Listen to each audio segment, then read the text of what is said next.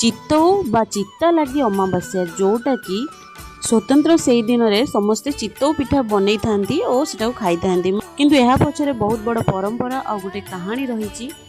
समस्ते हे तो यहाँ को जानी नथिबे आपण मैंने भावुवे पिठा उपरे कौन गोटे दुब से पत्र सिंदूर देलाणी।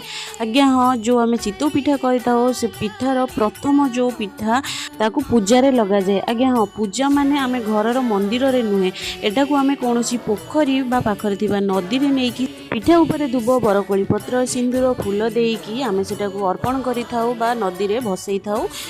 एया मनासी जे हमर आगरु जतबेले बापा भाई माने खेत को जाउथिले चाष करिबा पई सेमानकर गोड़ को कौन गेंडा सामुका न काटू से माने चाष करी सुरक्षित रे घर को फेरी आसतु। आम जो पिठाटा को पोखरी रे भसई थाउ एया कहीकि आम पोखरी रे अर्पण करि थाउ। तो आज एपिसोड टी केमती लागिला मते निश्चित जणाइबे। रहिली जय।